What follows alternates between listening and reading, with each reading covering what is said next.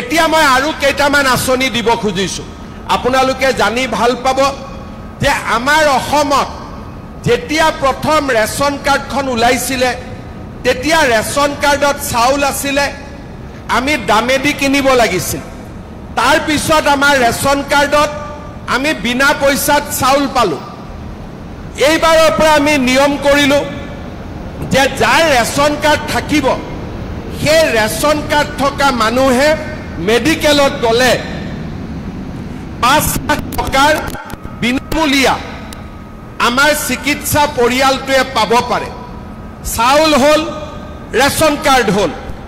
এইবাৰ আমি এটা নিয়ম কৰিছোঁ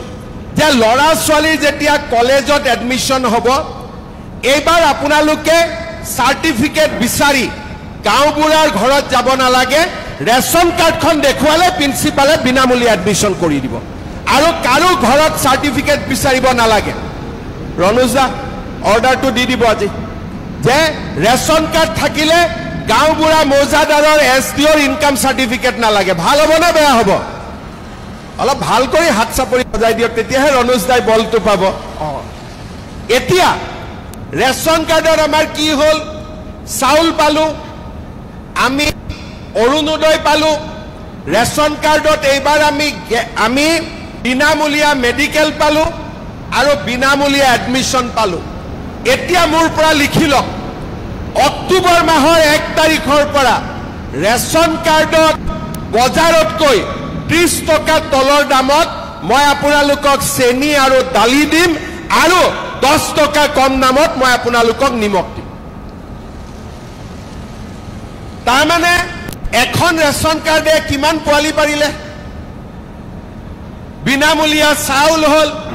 বিনামূলীয়া এডমিশ্যন হ'ল বিনামূলীয়া মেডিকেল হ'ল আৰু এইবাৰ 3টা নতুন বস্তু গোট খাব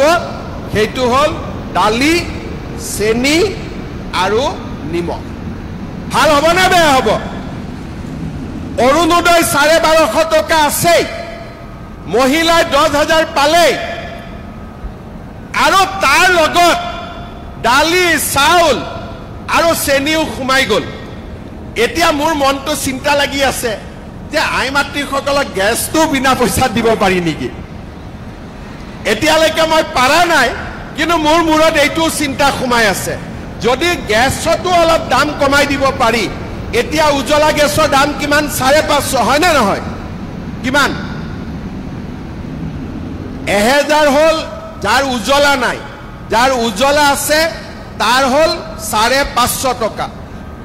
950 হ'ল যাৰ উজ্জ্বলা নাই এতিয়া 550 যাৰ আছে তাকো যদি 200-300 টকা কমাই দিব পাৰো 950 যাৰ আছে তাকো যদি 200-300 কমাই দিব পাৰো আপোনালোকৰ বহুত সুবিধা হৈ যাব ঘৰখন আপোনালোকে ধুনীয়াকৈ চলাব পাৰিব হয় না নহয়